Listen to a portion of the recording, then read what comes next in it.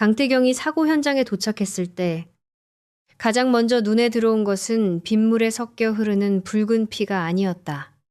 그것은 방금 전 어머니를 불길 속에서 끌어낸 낯선 여자의 찢어진 외투 주머니에서 굴러떨어진 은빛 만년필이었다.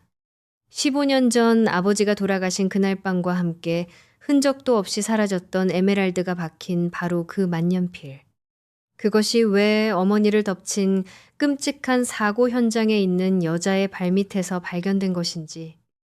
그의 서늘한 이성은 이미 수만 가지의 의심을 계산하고 있었다. 서울의 밤하늘은 도시를 집어삼킬 듯 거센 빗줄기를 쏟아내고 있었다. 불과 1시간 전, 윤혜인은 태진그룹 이면에 숨겨진 페이퍼 컴퍼니의 로고가 희미하게 새겨진 대형 트럭 한 대를 발견하고 빗속을 뚫으며 그 뒤를 쫓고 있었다. 아버지가 남긴 유품 속에 숨겨진 진실을 파헤치기 위해 오랜 시간 추적해온 단서였다. 그러나 텅 빈 교차로에 다다랐을 때 그녀가 쫓던 트럭은 통제력을 잃은 척 빨간불을 무시하고 미친 듯한 속도로 돌진했다. 그 끝에는 빗길을 조심스럽게 지나가던 태진그룹 사모님의 검은색 마이바흐가 있었다. 귀를 찢는 듯한 금속의 마찰음과 유리창이 산산조각 나는 파열음이 교차로를 울렸고 거대한 충격에 튕겨나간 마이바흐는 처참하게 구겨진 채 가로수를 들이받고 멈춰섰다. 트럭은 이미 어둠 속으로 도주한 지 오래였고 마이바흐의 보닛에서는 맹렬한 불길이 피어오르기 시작했다. 혜인은 눈앞에서 벌어진 참상에 얼어붙었다. 살려달라는 비명조차 새어나오지 않는 고요한 죽음의 그림자가 차체를 덮치고 있었다. 트럭의 목적이 단순한 사고가 아님을 직감했지만 이성을 되찾을 겨를도 없이 혜인의 몸이 먼저 움직였다. 발목까지 차오른 흙탕물을 튀기며 도로를 가로지른 그녀는 망설임 없이 폭발 직전의 차량 문을 힘껏 잡아당겼다. 뜨거운 열기가 비에 젖은 피부를 태울 듯이 덮쳐왔지만 그녀는 깨진 창문 틈으로 손을 밀어넣어 피투성이가 된 중년 여성을 필사적으로 끌어당겼다.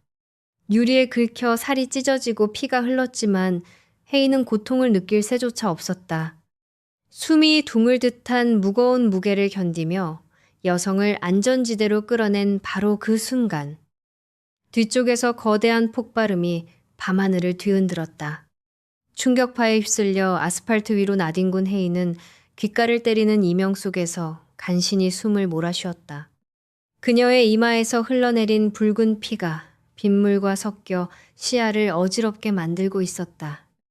온몸의 뼈가 부서진 듯한 고통 속에서도 그녀는 떨리는 손으로 자신의 외투 주머니를 가장 먼저 확인했다.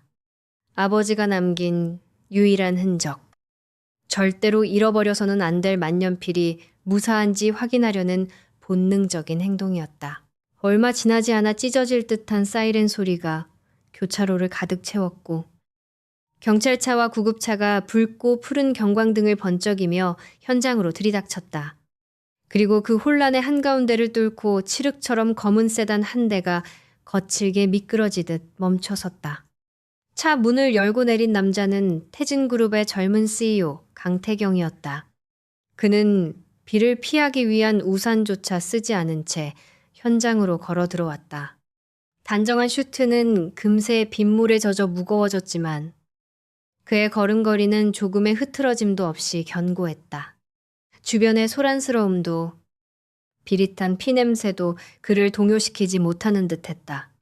평소 어떤 상황에서도 감정을 겉으로 드러내지 않는 그는 구급대원들에게 둘러싸인 어머니의 창백한 얼굴을 확인하고 나서야 미세하게 턱관절을 굳혔다. 다행히 어머니의 맥박은 미약하게나마 뛰고 있었다. 구급대원들이 다급하게 어머니를 구급차로 옮기는 과정을 조용히 지켜보던 태경의 시선이 이내 구급차 옆 도로에 웅크리고 앉아있는 여자에게로 향했다. 수행비서 최민재가 재빨리 다가가 태경의 머리 위로 커다란 검은색 우산을 씌워주었다.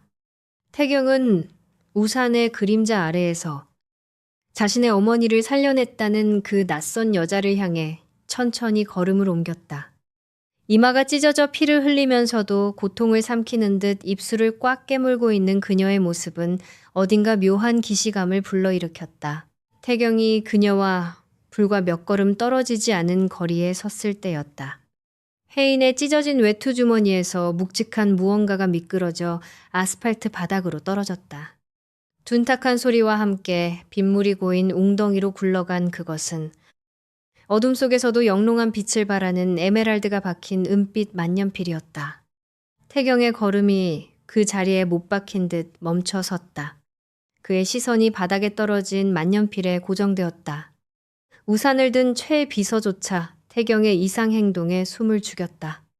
그것은 15년 전 아버지가 의문의 사고로 세상을 떠나던 날 가슴 포켓에 꽂혀 있던 유품이었다. 사고 직후 경찰의 유류품 목록에서 감쪽같이 사라져 지난 세월 동안 아무리 뒤져도 찾을 수 없었던 그 물건이 왜 지금 어머니를 덮친 사고 현장에서 저 여자의 몸에서 나온 것인가? 단순한 우연이 아니었다. 이 사고는 우연을 가장한 누군가의 계획일지도 모른다는 확신이 태경의 머릿속을 차갑게 잠식하기 시작했다. 아버지를 앗아간 자들이 이제는 어머니마저 노린 것이 분명했고 저 여자는 그들의 수족이거나 미끼일 터였다. 그는 천천히 허리를 굽혀 빗물 속에 잠긴 만년필을 집어들었다. 차가운 금속의 감촉과 함께 은 표면에 새겨진 익숙한 문양이 손끝을 타고 전해지자 태경의 눈동자가 무섭도록 서늘한 분노로 물들었다. 그는 빗물이 뚝뚝 떨어지는 만년필을 손에 꽉 쥔 채 혜인에게 다가갔다. 최 비서에게서 검은 우산을 넘겨받은 그가 내딛는 구두 소리가 빗소리를 가르고 혜인의 귓가에 닿았다. 혜인은 흐려지는 의식 속에서 자신에게 다가온 남자를 보기 위해 무거운 고개를 들어 올렸다. 커다란 검은 우산이 쏟아지는 빗줄기를 막아주었지만 그 아래에 선 남자의 눈빛은 빗물보다 훨씬 더 차갑고 날카로웠다. 이게 왜 당신에게 있는 거지? 태경의 목소리는 어떤 감정의 고저도 느껴지지 않았다. 분노를 터뜨리지도 당혹감을 드러내지도 않는 철저히 통제된 음성이었다. 그러나 그 낮고 묵직한 한마디는 혜인의 숨통을 조여올 만큼 강렬한 압박감을 품고 있었다. 혜인은 그가 손에 쥐고 있는 은빛 만년필을 확인하고는 흠칫 놀라 반사적으로 손을 뻗으려 했다.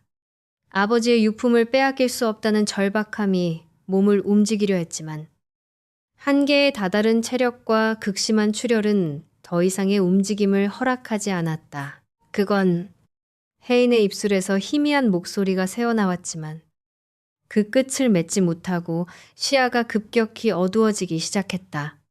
그녀의 몸이 힘없이 앞으로 무너져 내리며 뻗었던 손이 무의식적으로 태경의 젖은 슈트 재킷 차락을 꽉 움켜쥐었다. 의식을 잃고 자신의 품으로 쓰러지는 그녀의 무게를 느끼면서도 태경은 그녀를 밀어내지 않았다. 빗물과 섞인 비릿한 피냄새가 그의 코끝을 스쳤다. 사이렌 소리와 폭우 소리가 세상을 집어삼킬 듯 요란했지만 태경의 주변만큼은 기이할 정도로 고요했다. 아버지를 죽인 자들과 연관된 자일지도 모르는 적을 품에 안은 채 태경은 어둠이 짙게 깔린 서울의 빛 속에 조각상처럼 굳어 있었다. 규칙적인 심장 박동기 소리가 고요한 병실의 공기를 가르고 있었다. 윤혜인은 무거운 눈꺼풀을 들어 올리며 새하얀 천장을 마주했다. 짙은 소독약 냄새가 코끝을 스치자 지난밤 빗속에서의 처참했던 사고와 이마를 타고 흐르던 피의 감각이 해일처럼 밀려들었다. 이마를 단단히 덮은 거지의 통증보다 그녀를 더 다급하게 만든 것은 잃어버린 유품이었다. 혜인은 링거 바늘이 꽂힌 손을 다급히 뻗어 침대 곁에 놓인 자신의 찢어진 외투를 뒤적였다. 하지만 주머니는 텅 비어 있었다. 아버지의 유일한 흔적인 은빛 만년필이 사라졌다.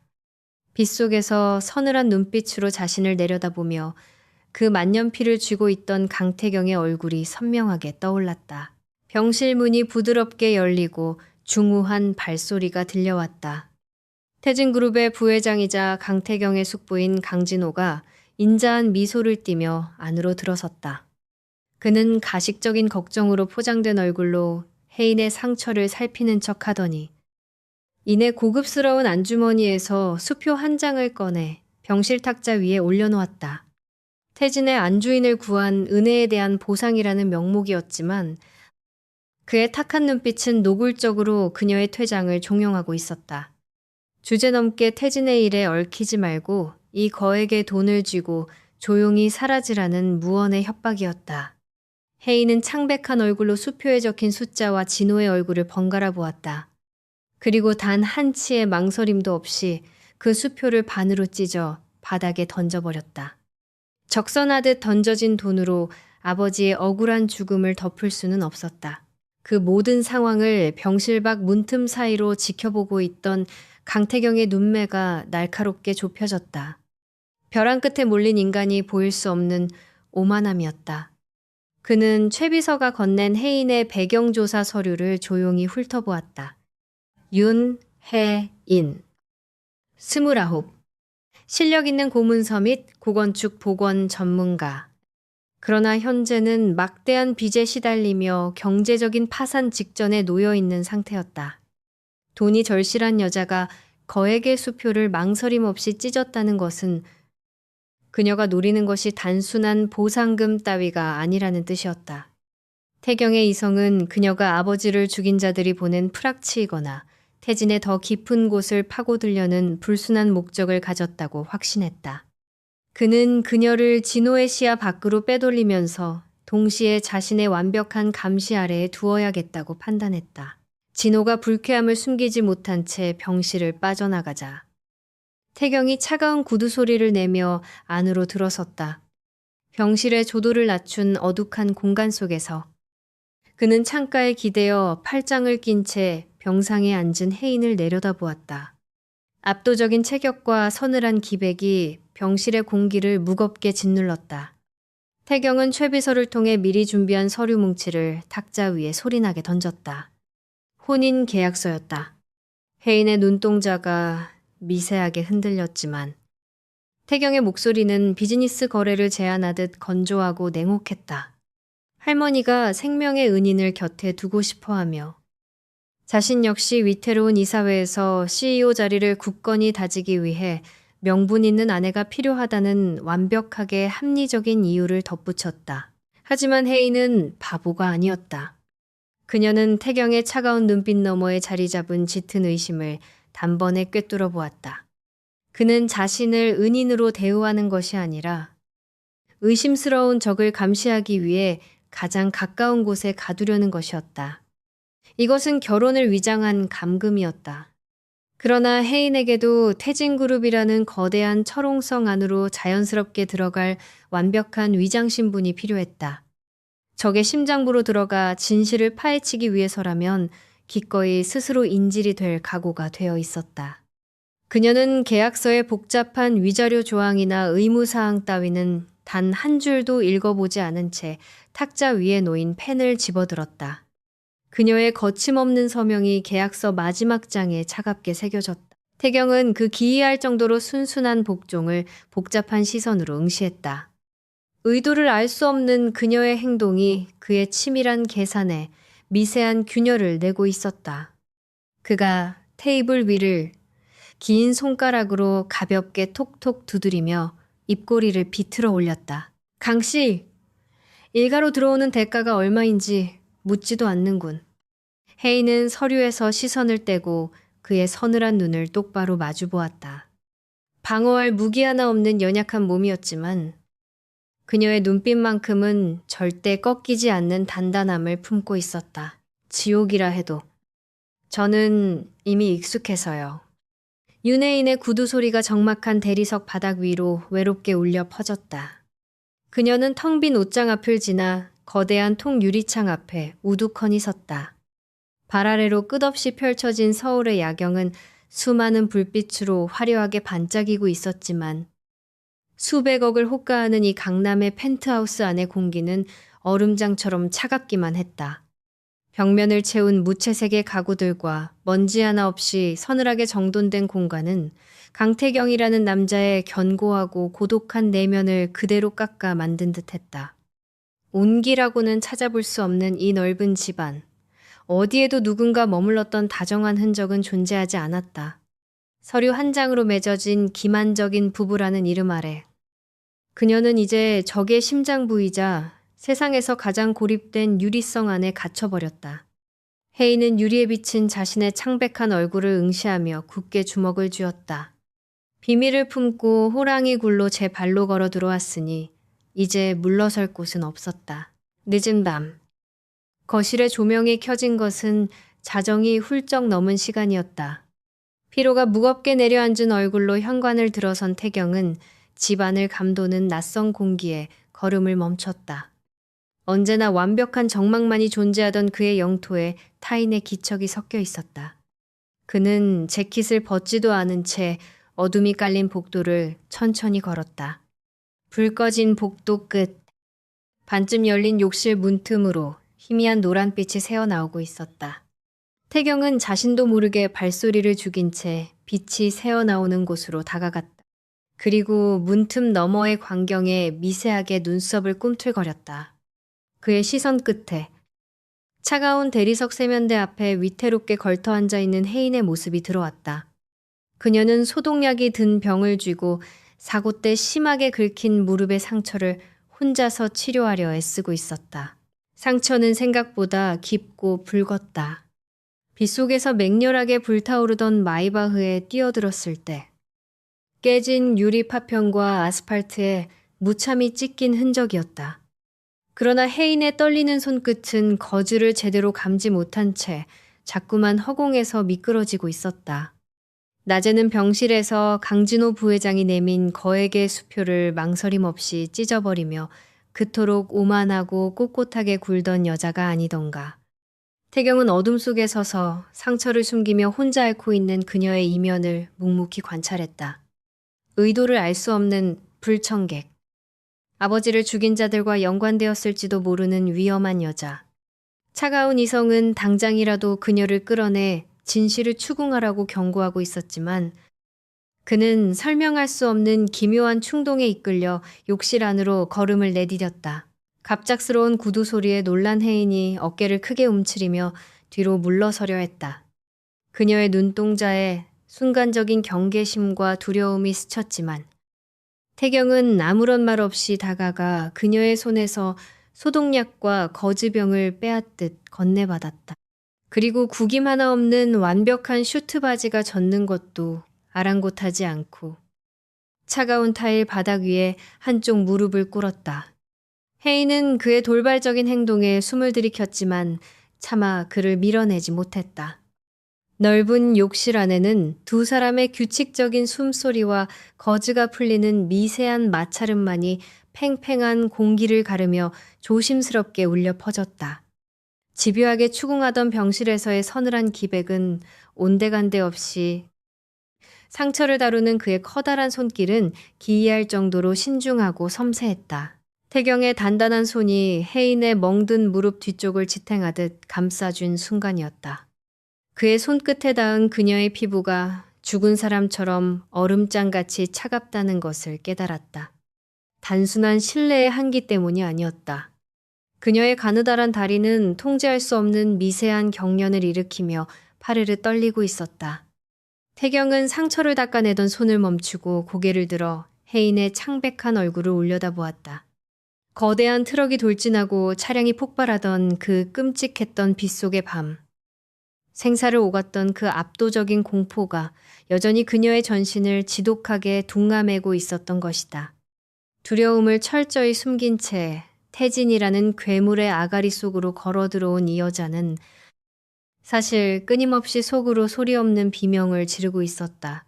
태경은 묵묵히 시선을 내리고 그녀의 떨림이 잦아들 때까지 그 차가운 피부를 자신의 굳은 살 베인 따뜻한 체온으로 단단히 덮어주었다. 위로의 말 한마디 없는 투박한 접촉이었지만 숨 막힐 듯한 압박감으로 가득했던 공간에 처음으로 기묘한 안도감이 스며들고 있었다. 혜인은 무릎을 감싼 그의 커다란 손을 내려다보며 꽉 물고 있던 입술에 힘을 풀었다. 오랫동안 누구에게도 기대본 적 없던, 오직 살아남기 위해 가시를 세워야만 했던 그녀의 마음 한구석이 아주 찰나의 순간 무방비하게 허물어지고 있었다. 침묵 속에서 서로의 짙은 상처를 들여다보던 두 사람의 거리가 위험할 만큼 가까워진 찰나였다.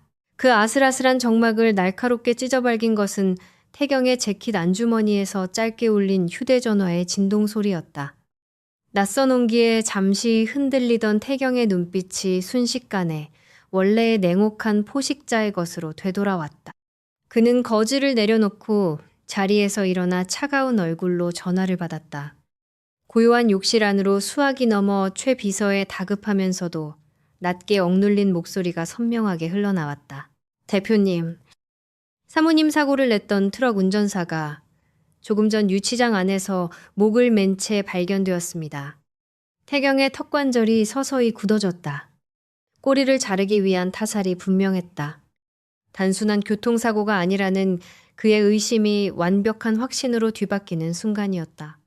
그는 휴대전화를 귀에 댄 채 천천히 고개를 돌려 욕실 조명 아래에 굳어있는 혜인을 서늘하게 응시했다. 이 지독한 음모의 중심에 앉아있는 그녀를 향한 의심의 불씨가 다시금 검고 거대하게 타오르기 시작했다.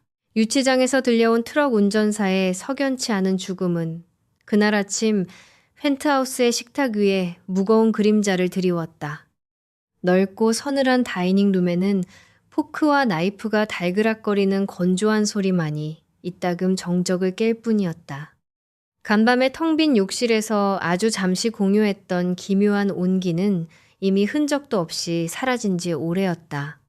서늘하게 가라앉은 눈빛으로 태블릿의 주가 동향을 살피는 강태경의 맞은편에서 윤혜인은 단정한 무채색의 오피스룩을 입은 채 식은 커피잔을 매만졌다. 오늘부터 그녀는 태진그룹이라는 거대한 괴물의 심장부로 걸어 들어간다. 두 사람이 나란히 태진그룹 본사의 웅장한 대리석 로비로 들어서자 아침 출근을 하던 수백 명의 직원들이 일제히 숨을 죽인 채 그들을 향해 시선을 던졌다. 출신을 알 수 없는 빈털터리 신데렐라가 피도 눈물도 없는 젊은 CEO의 곁을 꿰찼다는 소문은 이미 회사 전체에 파다하게 퍼져 있었다. 호기심과 경멸, 질투가 뒤섞인 날 선 시선들이 화살처럼 날아들었지만 혜인은 주눅들지 않고 꼿꼿하게 허리를 세운 채 태경의 곁을 나란히 걸었다. 태경이 혜인을 배치한 곳은 그룹 내 사료 보존 및 기록을 담당하는 부서였다. 겉으로는 아내의 원래 직업적 전문성을 존중해준다는 그럴싸한 명분이었지만 실상은 그녀를 자신이 통제할 수 있는 구역 안에 가두고 일거수일투족을 감시하려는 철저한 계산에서 비롯된 것이었다. 아니나 다를까. 출근 첫날부터 강진호 부회장 라인에 서 있는 기록처장은 혜인을 노골적으로 견제하며 치졸한 함정을 파두었다. 그는 주요 임원진이 모두 참관하는 부서 주간 회의실에서 만지기만 해도 부서질 듯 훼손 상태가 심각한 과거 태진건설의 초기 건축 설계 도면을 혜인의 자리로 밀어보냈다.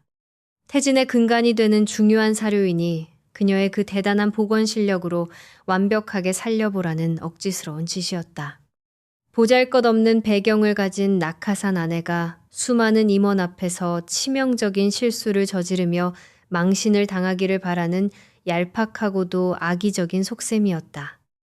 회의실 안의 모든 눈동자가 비웃음을 머금고 그녀를 향했지만 낡은 도면을 내려다보는 혜인의 맑은 눈빛에는 단 한치의 흔들림도 없었다. 혜인은 옅은 한숨조차 내쉬지 않고 자리에서 일어났다. 그녀는 자신이 챙겨온 낡은 가죽 가방을 열어 하얀 면장갑을 꺼내 양손에 빈틈없이 끼웠다. 그녀의 전문가적인 태도에 회의실의 공기가 미세하게 변하기 시작했다. 혜인은 작은 핀셋을 들어 바스라지기 직전의 도면 테두리를 극도로 신중하게 살핀 뒤 특수화학 용제를 묻힌 솜으로 검게 오염된 표면을 조심스럽게 닦아냈다. 그리고 회의실의 블라인드를 내리게 한 뒤 휴대용 자외선 램프를 켜서 도면 위에 푸른빛을 비추었다. 서늘한 빛이 낡은 종이 위를 훑고 지나가자 육안으로는 절대 보이지 않던 이질적인 화학 잉크 자국과 숫자가 수정된 층위가 소름 끼치도록 선명하게 드러났다.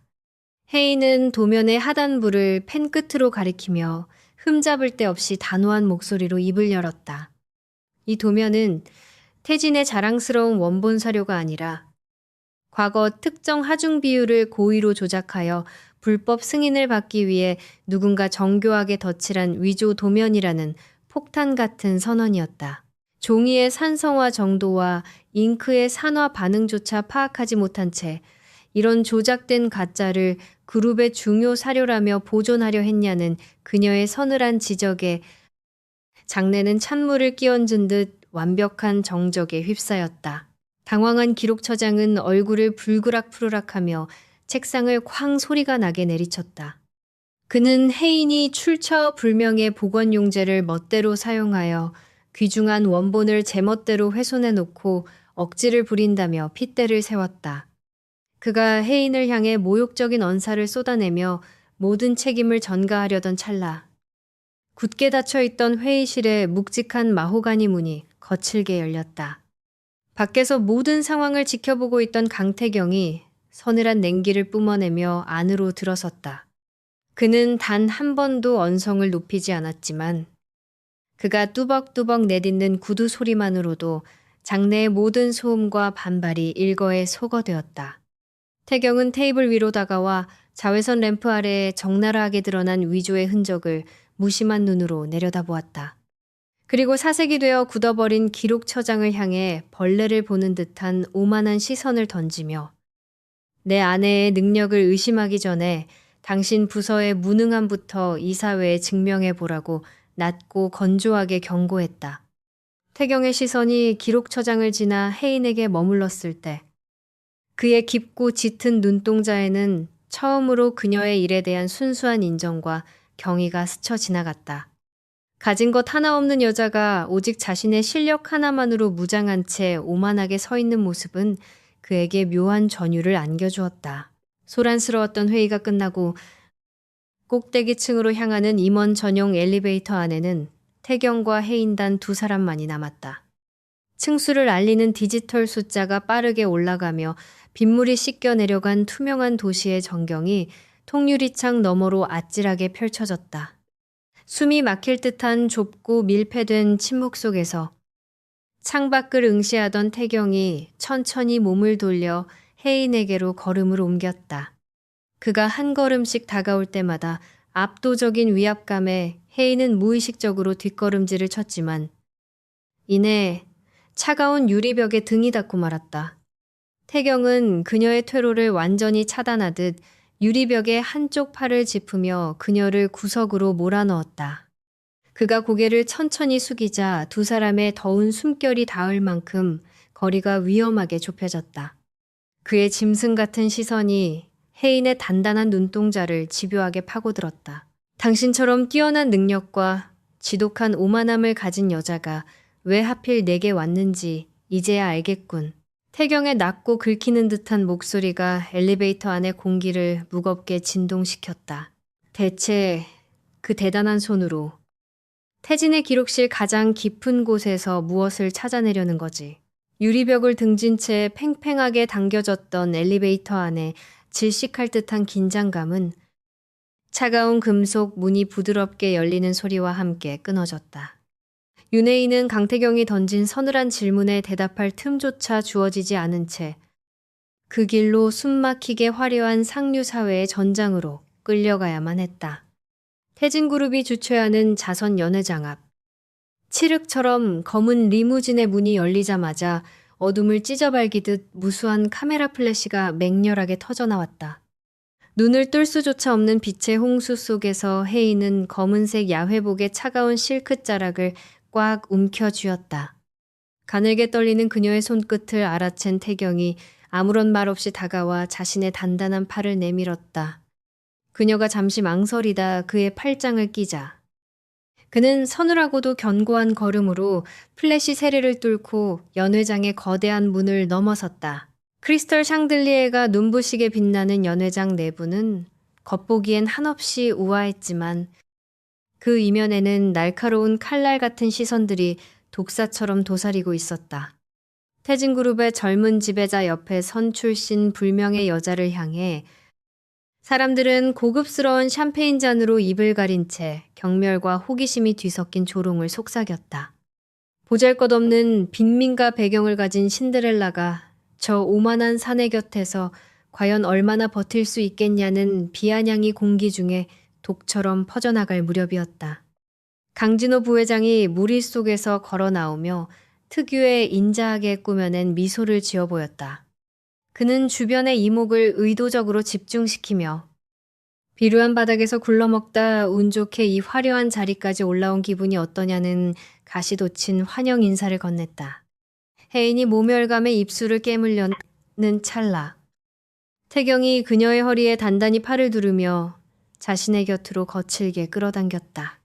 그는 진호를 향해 어떤 감정도 섞이지 않은 텅 빈 눈빛을 던지며 숙부님의 저급한 입방아에 내 아내를 안전거리로 내어줄 생각은 없다고 얼음장처럼 차갑게 쏘아붙였다. 태경의 압도적인 기백에 짓눌려 사람들의 수군거림이 썰물처럼 빠져나갔지만 혜인은 턱 밑까지 차오르는 묘한 압박감을 견디지 못하고 홀로 야외 발코니로 걸음을 옮겼다. 차가운 대리석 난간을 양손으로 짚고 어두운 도시의 야경을 내려다보며 간신히 거친 숨을 고르는 사이 밤하늘에서 굵은 빗방울이 하나둘 떨어지기 시작했다. 비릿한 빗냄새가 끔찍했던 사고, 당일의 기억을 다시금 불러일으키며 몸이 굳어갈 때쯤 묵직하고 따뜻한 온기가 그녀의 맨 어깨 위를 부드럽게 덮었다. 언제 다가왔는지 모를 태경이었다. 그는 자신의 턱시도 재킷을 벗어 그녀의 젖어가는 어깨를 감싸주고는 그녀의 곁에 서서 묵묵히 쏟아지는 빗줄기를 바라보았다. 그 어떤 위로나 동정의 말도 건네지 않았지만 차가운 빗바람을 온몸으로 막아주고 있는 그의 듬직한 그림자는 그 자체로 기묘한 안도감을 주었다. 그러나 그 위태로운 평화는 길게 이어지지 않았다. 발코니의 유리문을 열고 나타난 강진호가 두 사람의 고요한 침묵을 불쾌하게 깨뜨렸다. 그는 혜인의 창백한 옆벌구를 흥미롭다는 듯 바라보며 일찍 돌아가셨다는 아버님이 살아계셨다면 딸의 이 화려한 출세를 보고 참 기뻐하셨을 거라며 느릿하게 이죽거렸다. 아버지라는 단어가 귓가에 꽂히는 순간 혜인의 심장이 발밑으로 쿵 떨어지며 안색이 종이장처럼 하얗게 질렸다. 살인자의 딸이라는 낙인이 언제 폭로될지 모른다는 공포가 그녀의 목을 조르기 시작했다. 난간을 움켜쥔 그녀의 하얀 손마디가 터질 듯이 붉어졌고 억눌러왔던 지옥 같은 상처가 그녀의 단단한 눈동자를 거칠게 뒤흔들었다. 그 미세한 균열을 놓치지 않은 태경이 즉각 그녀의 앞을 거대한 벽처럼 막아섰다. 그는 진호의 탁한 눈을 똑바로 응시하며 한 번만 더 내 아내의 가족을 입에 올리며 선을 넘는다면 숙부님이 애써 감춰온 추악한 밑바닥을 이 사회에 낱낱이 전시해주겠다고 낮게 으르렁거렸다. 진호는 태경의 살벌한 경고에 얼굴을 굳히며 돌아섰고 혜인은 자신을 완벽하게 지켜낸 태경의 넓은 등 너머로 간신히 무너지는 이성을 다잡았다. 질식할 듯한 긴장이 폭풍처럼 휩쓸고 지나간 자리에 극심한 피로가 몰려왔다. 자정이 넘어 연회장을 빠져나와 펜트하우스로 돌아가는 차 안. 혜인은 시트를 등받이 삼아 깊고 무거운 잠에 빠져들었다. 가로등의 주황색 불빛이 일정한 간격으로 그녀의 지친 얼굴을 비추고 지나갈 때마다 곁에 앉은 태경은 창밖을 향했던 시선을 거두고 그녀의 핏기 없는 뺨을 복잡한 눈길로 응시했다. 차가 커브를 돌며 흔들리자 혜인의 무릎 위에 위태롭게 놓여있던 휴대전화가 바닥으로 툭 떨어졌다. 그 소리에 태경이 몸을 숙여 휴대전화를 주워 들려는 순간 검은 액정 화면이 번쩍 빛을 발하며 알림음 없이 문자 메시지 하나가 떠올랐다. 발신자 번호가 철저히 지워진 그 짧은 메시지의 내용은 태경의 시선을 단번에 얼어붙게 만들었다. 당신 아버지가 15년 전 사고를 낸 진범이 아니라는 걸 알고 있다. 진실을 알고 싶다면 당장 지하 B 3층으로 내려와라. 달리는 차 안에서 우연히 목격한 익명의 문자 메시지는 강태경의 이성을 차갑게 얼어붙게 만들었다. 화면에 선명하게 떠오른 15년 전의 사고, 그리고 아버지가 진범이 아니라는 도발적인 문구. 그는 굳은 얼굴로 바닥에 떨어진 윤혜인의 휴대전화를 원래 있던 자리에 조용히 올려두었다. 깊은 피로에 지쳐 잠든 그녀의 창백한 얼굴을 내려다보며 태경은 머릿속이 복잡하게 얽혀 들어가는 것을 느꼈다. 펜트하우스로 돌아와 깊은 새벽이 되었을 때 모두가 잠든 줄 알았던 거대한 저택의 고요를 깨고 아주 미세한 현관문 소리가 울렸다. 태경은 어둠 속에서 이미 눈을 뜨고 있었다. 혜인은 뒤늦게 자신에게 도착한 문자를 확인하고 홀로 저택을 빠져나와 태진그룹 본사로 향하고 있었다. 비에 젖은 밤거리를 위태롭게 걷는 그녀가 도대체 어떤 치명적인 비밀을 감추고 있는 것인지 확인하기 위해 태경 역시 소리 없이 그녀의 뒤를 밟았다. 늦은 새벽. 인적이 완전히 끊긴 태진그룹 본사의 지하 B3층은 빛 한 점 들지 않는 무덤처럼 서늘하고 적막했다. 이곳은 디지털화가 진행되기 전에 낡은 기록들을 쌓아둔 폐기 직전의 보존소였다. 오랫동안 사람의 손길이 닿지 않아 방치된 문서들이 뿜어내는 낡은 종이 냄새와 축축하고 무거운 먼지가 혜인의 코끝을 매섭게 찔렀다. 오직 휴대전화에서 새어나오는 가느다란 불빛에 의지한 채 그녀의 낮은 구두 소리가 어두운 복도를 조심스럽게 울렸다. 문자가 지시한 곳으로 깊숙이 들어갈수록 알 수 없는 한기가 목덜미를 타고 흘러내렸다. 빽빽하게 늘어선 거대한 철제 선반들 사이를 헤매던 그녀의 시선이 마침내 구석에 버려지듯 놓인 붉게 녹슨 철상자에 멈췄다. 숨을 죽인 채 떨리는 손으로 상자에 손을 뻗는 순간이었다. 등 뒤에서 열려있던 철문이 육중한 파열음을 내며 쾅 하고 닫혔다. 덜컥. 밖에서 굵은 자물쇠가 채워지는 소리와 함께 유일하게 돌아가던 환풍기마저 완전히 꺼져버렸다. 순식간에 완벽한 칠흑 속에 갇혀버린 혜인은 들고 있던 휴대전화마저 떨어뜨리고 말았다. 그녀는 다급하게 닫힌 문을 향해 뛰어가 힘껏 손잡이를 당기고 두드렸지만 육중한 철문은 꿈쩍도 하지 않았다. 밀폐된 지하 공간의 산소가 빠르게 줄어들 것이라는 원초적인 공포가 덮쳐오며 그녀의 숨소리가 거칠어지기 시작했다. 문을 두드리던 손이 허공에서 멈추고 공포에 질린 눈동자가 어둠을 헤매던 그때 짙은 흑암을 가르고 날카로운 손전등 불빛 하나가 번쩍이며 허공을 찔렀다. 짐승의 안광처럼 섬뜩한 불빛의 비명을 삼키며 물러선 혜인의 눈앞에 나타난 것은 서늘하게 가라앉은 눈빛으로 불빛을 든 채 서 있는 강태경이었다. 그녀를 의심해 몰래 미행했던 그조차도 이 교묘한 함정에 함께 갇혀버린 상황이었다. 두 사람은 비좁고 어두운 기록실 안에서 서로의 눈을 마주하며 팽팽한 경계심을 세웠다. 환풍기가 멈춘 지하실의 공기는 무서운 속도로 탁해져 갔다. 오래된 종이 먼지가 허공을 떠돌며 호흡기를 옥죄어 왔고 극도의 긴장감에 며칠 전 빗속에서 겪었던 끔찍한 사고의 트라우마까지 겹치면서 혜인의 호흡이 비정상적으로 가빠지기 시작했다. 그녀는 가슴을 부여잡고 철제 선반에 위태롭게 등을 기댄 채 무너지듯 주저앉으려 했다. 창백하게 질린 입술 사이로 헐떡이는 숨소리가 비좁은 공간을 채우자 어둠 속에서 태경이 다가와 그녀의 어깨를 단단히 붙잡았다. 그는 들고 있던 손전등을 바닥에 내려놓고 극심한 공포에 파르르 떨고 있는 혜인의 몸을 자신의 넓은 품 안으로 강하게 끌어당겼다. 반항할 틈조차 없이 그의 단단한 가슴팍에 얼굴을 묻게 된 혜인에게 태경의 규칙적이고 깊은 심장 박동 소리가 귓가를 묵직하게 울렸다. 내 숨소리에 맞춰서 천천히 숨을 쉬어. 낮고 단호한 그의 음성이 어둠 속에서 든든한 방패처럼 퍼져나갔다.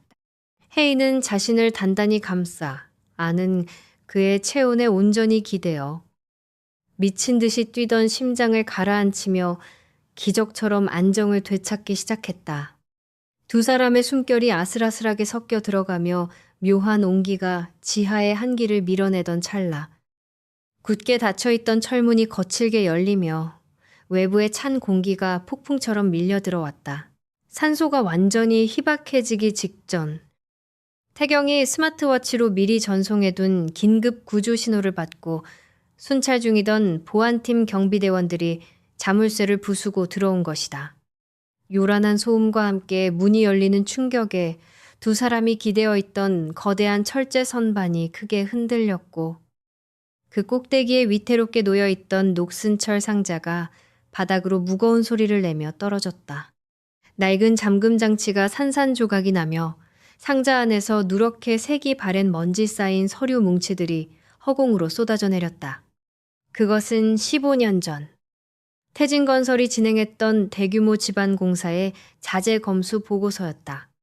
태경이 바닥에 나뒹구는 서류를 주워 불빛 아래에 비추자 맨 앞장에 두 사람의 아버지가 나란히 서명한 결재란이 소름 끼치도록 선명하게 모습을 드러냈다. 가까스로 펜트하우스로 돌아온 태경은 서재의 스탠드 불빛 아래에서 썩어가는 서류 뭉치를 낱낱이 파헤쳤다. 15년 전 불량자재 사용을 덮기 위해 조작된 그 치명적인 보고서에 적힌 아버지의 서명은 잉크의 번짐과 필압까지 아주 교묘하게 꾸며진 가짜였다.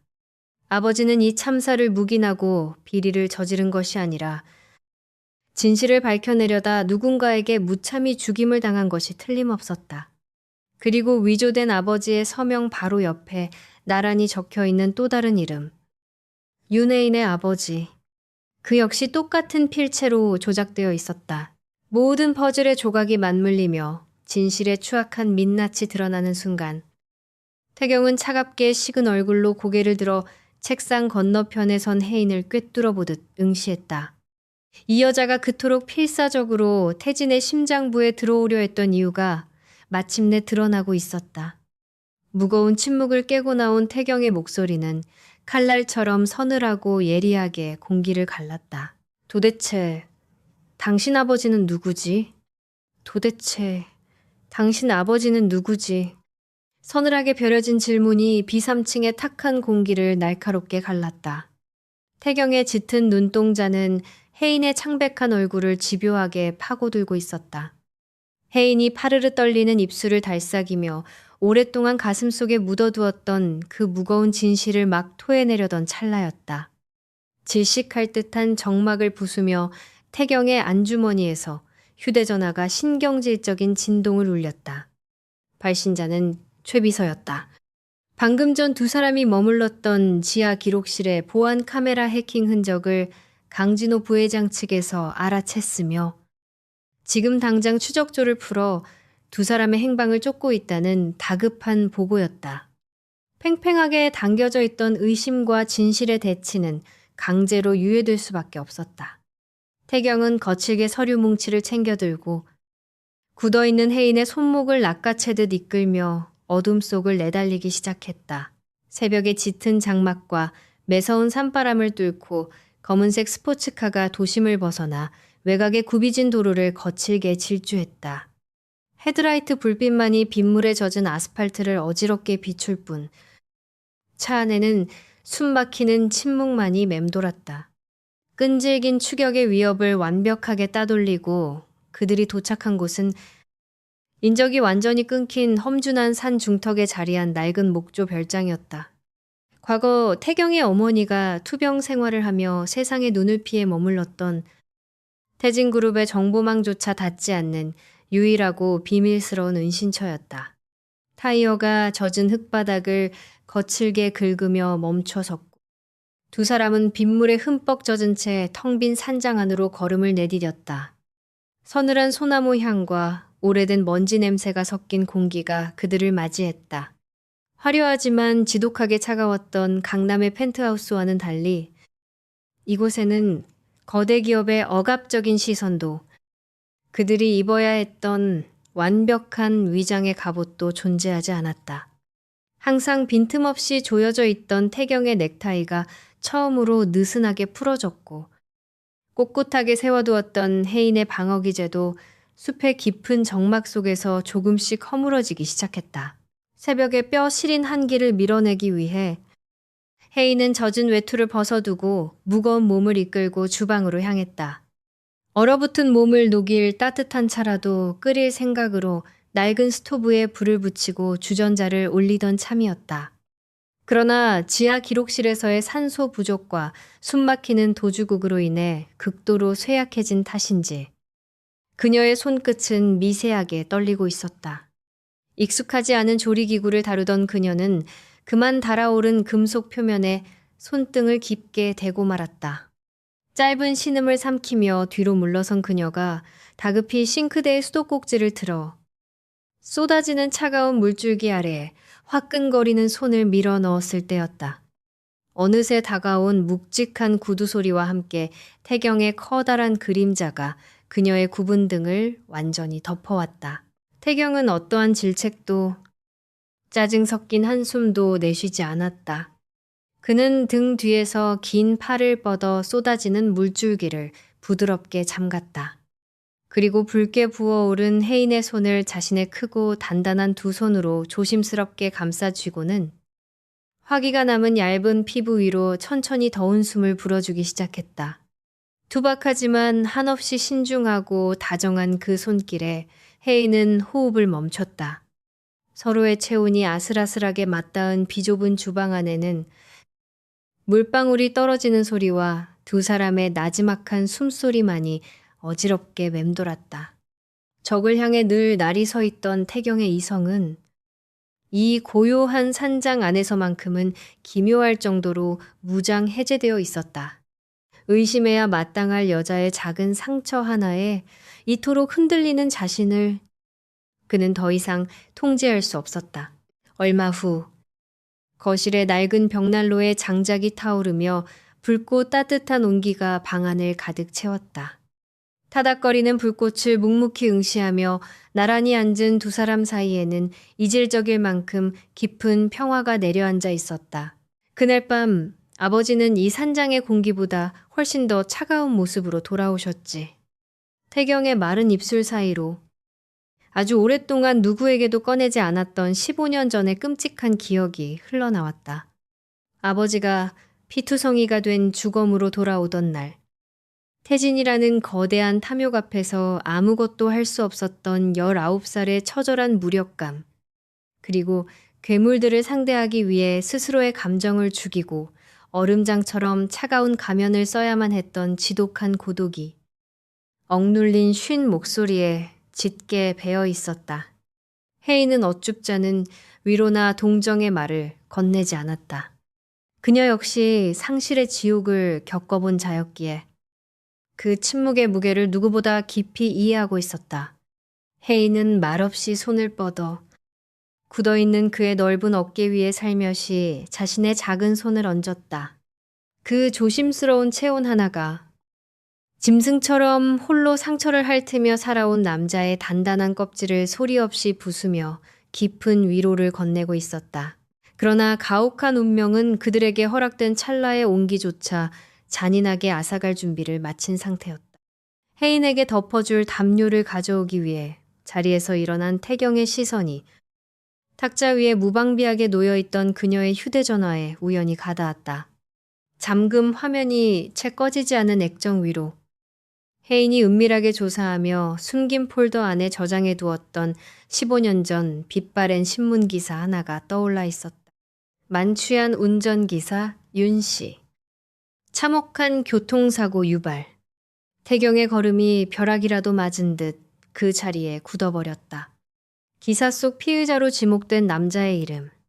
그것은 불과 몇 시간 전 지하 기록실에서 발견한 위조 서류의 서명란에 아버지의 이름과 나란히 적혀 있던 바로 그 이름이었다. 윤혜인의 아버지. 평생을 증오해 마지 않던 아버지를 죽음으로 몰아넣은 원수의 핏줄이 바로 눈앞에 앉아 자신의 상처를 어루만지고 있었던 것이다. 태경의 눈동자에 깃들었던 다정한 온기가 순식간에 산산조각이 나며 벽난로의 붉은 불빛을 받아 서늘하고 파괴적인 배신감으로 번뜩이기 시작했다. 벽난로의 붉은 불길이 강태경의 굳어진 얼굴 위로 기괴하게 일렁였다. 손에 쥐어진 휴대전화 액정 속 빛바랜 기사가 그의 이성을 산산조각내고 있었다. 만취한 운전기사 윤씨. 참혹한 교통사고 유발. 방금 전까지 낡은 주방에서 자신의 상처를 내보이며 온기를 나누던 여자가 평생을 저주하고 증오해온 원수의 핏줄이었다니. 아버지가 처참한 주검으로 돌아오던 그 비 내리던 밤의 절망이 해일처럼 밀려와 그의 숨통을 잔인하게 옥죄었다.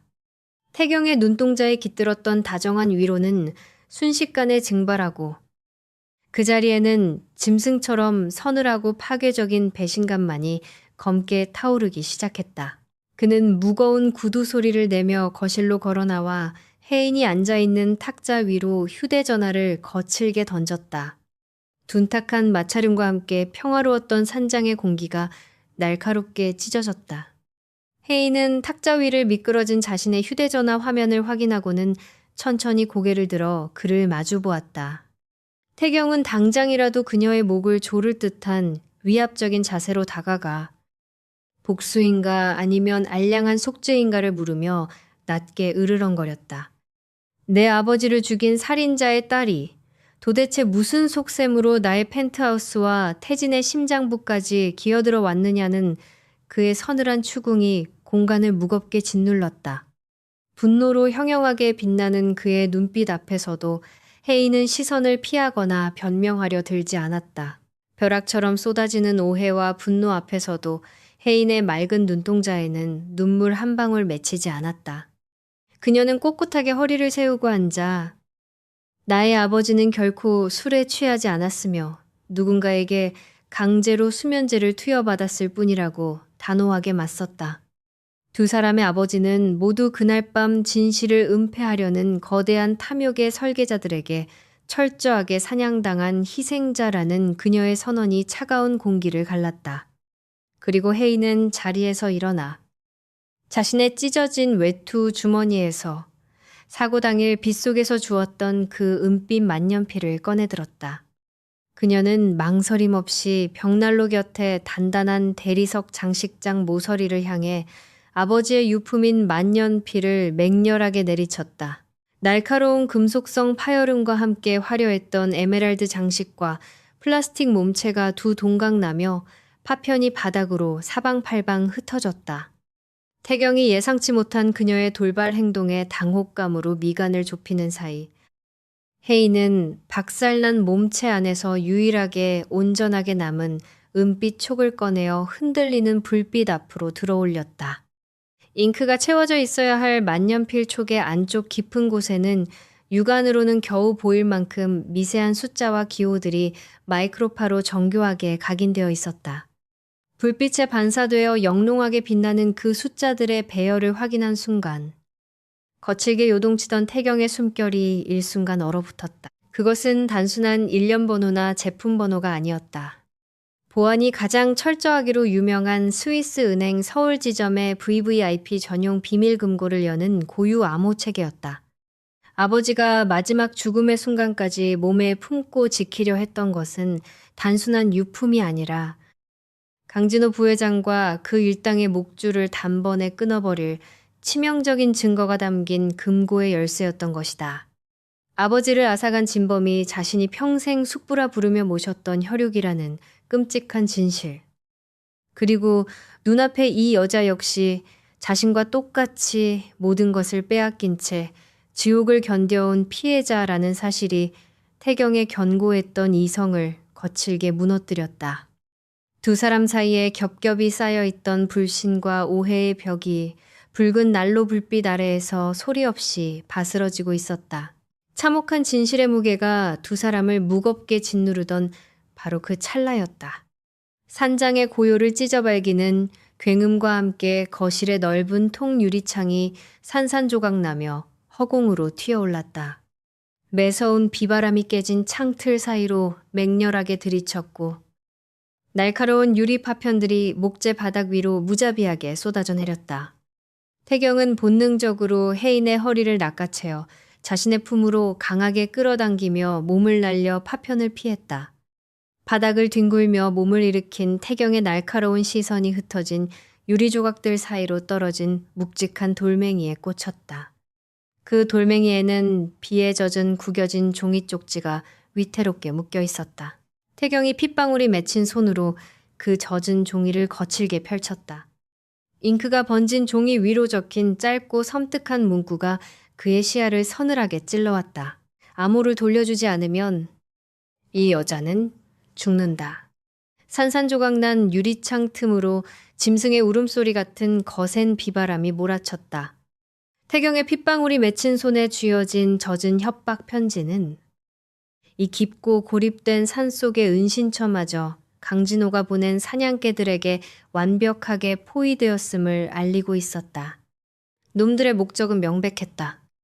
15년 전 두 아버지가 목숨을 바쳐 지켜낸 진실이자 태진그룹을 집어삼킨 살인자들의 목줄을 단번에 끊어버릴 비밀금고의 암호였다. 유리 파편이 흩어진 거실 바닥에서 몸을 일으킨 태경은 서늘하게 굳은 얼굴로 은빛 만년필 촉을 주머니 깊숙이 갈무리했다. 지금 당장 정면 돌파를 시도하는 것은 무기를 든 다수의 적들 앞에서 자살 행위나 다름없었다. 그는 거친 숨을 몰아쉬며 바닥에 엎드려 있는 혜인의 손목을 단단히 낚아챘다. 낮고 억눌린 태경의 목소리가 팽팽한 긴장감을 가르며 절대 내 곁에서 떨어지지 말라는 경고를 남겼다. 그는 불이 꺼진 어두운 주방을 가로질러 낡고 삐걱거리는 뒷문을 거칠게 걷어차 열었다. 문이 열림과 동시에 칠흑 같은 어둠과 살을 애는 듯한 빗줄기가 두 사람을 무자비하게 집어삼켰다. 진흙탕으로 변해버린 험준한 산비탈을 미끄러지듯 내달리는 도피는 처절했다. 뾰족한 소나무 가지들이 뺨을 핥히고 거센 비바람이 눈을 뜨기조차 힘들게 만들었지만 태경은 혜인의 손을 한순간도 놓지 않고 자신의 넓은 등으로 날아드는 나뭇가지들을 막아내며 맹렬하게 숲을 헤쳐나갔다. 등 뒤에서는 놈들이 켜든 손전등 불빛들이 독사처럼 구불거리며 끈질기게 두 사람의 궤적을 쫓고 있었다.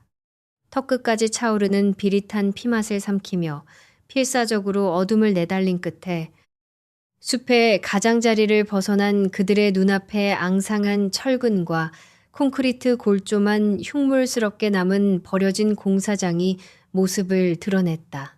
더 이상 물러설 곳 없는 막다른 폐허였다.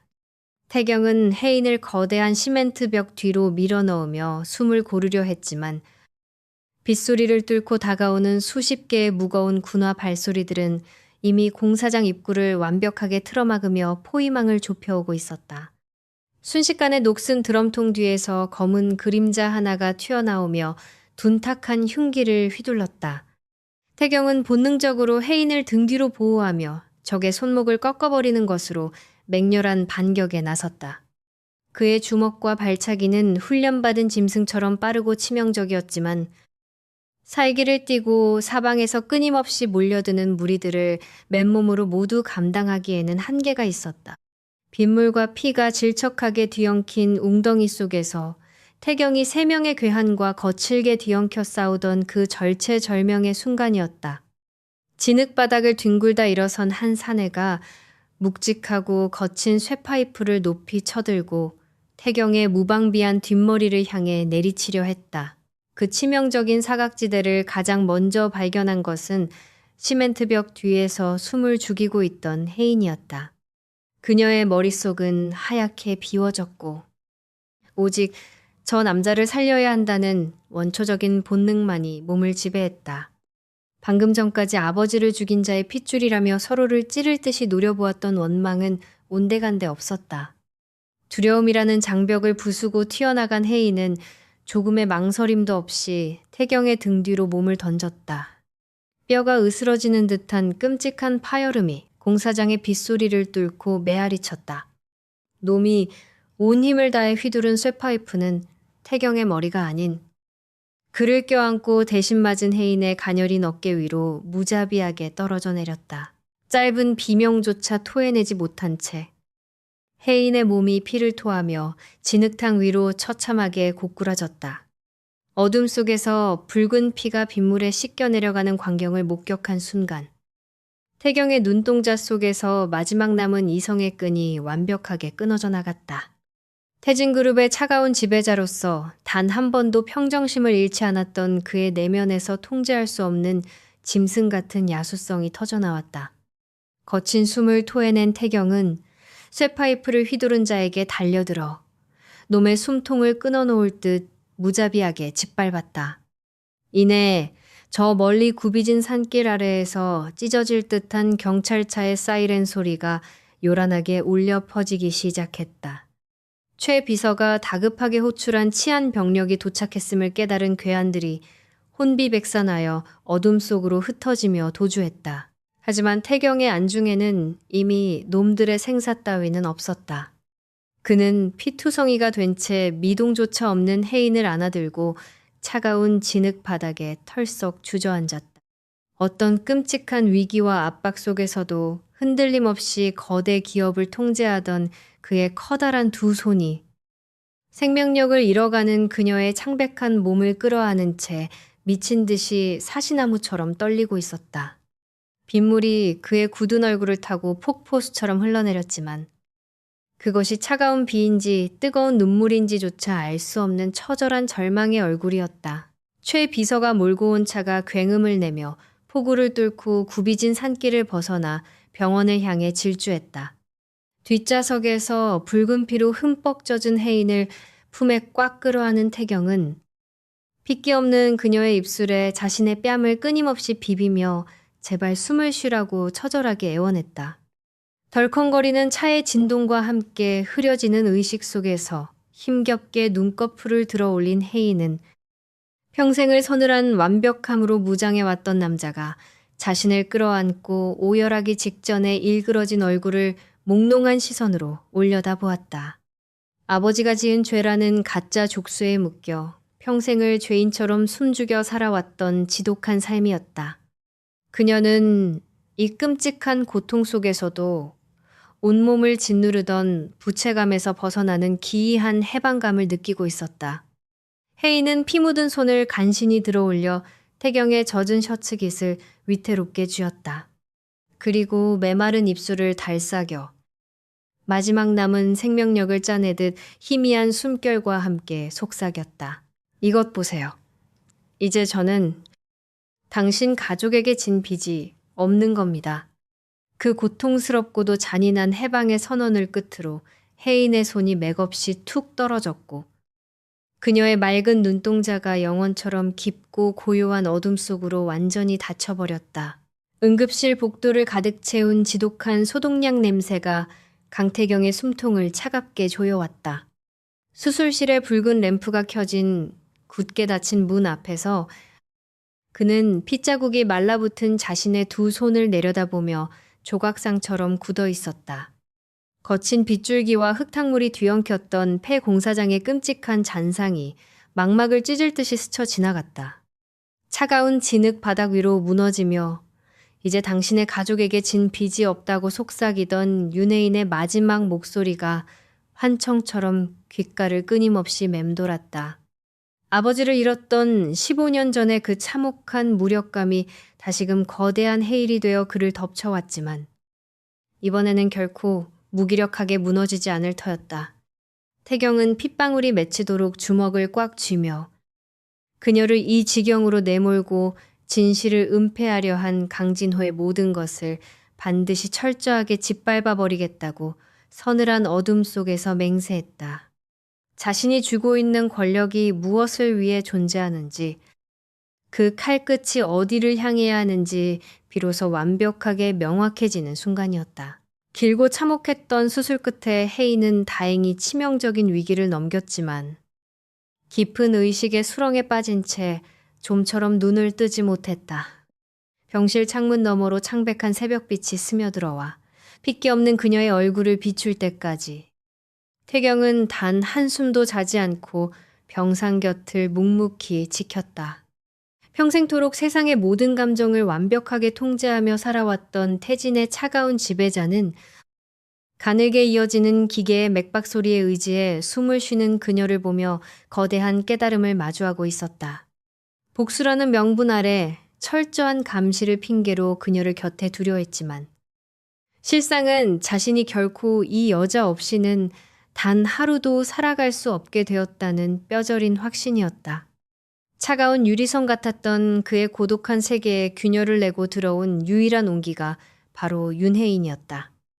그는 링거 바늘이 꽂힌 혜인의 차가운 손을 조심스럽게 감싸쥐고 수염이 까슬하게 자라난 자신의 거친 뺨에 가만히 가져다 대었다. 목숨을 던져 그 지독한 부채감을 지워내려 했던 그녀의 어리석고 숭고한 자존심을 향해 그는 생애 처음으로 가장 맹렬하고 날 것 그대로의 진심을 토해냈다. 목숨으로 빚을 갚으려 하지 마. 당신의 남은 평생을 내 곁에 머무는 것으로 갚아. 그러나 폭풍의 눈처럼 고요하고 애절했던 병실의 평화는 그리 오래가지 않았다. 혜인의 곁을 지키느라 태경이 회사의 모습을 드러내지 않고 철저히 외부와의 연락을 끊었던 그 짧은 틈을 타서 강진호 부회장은 잔혹하고 비열한 선제 공격을 감행했다.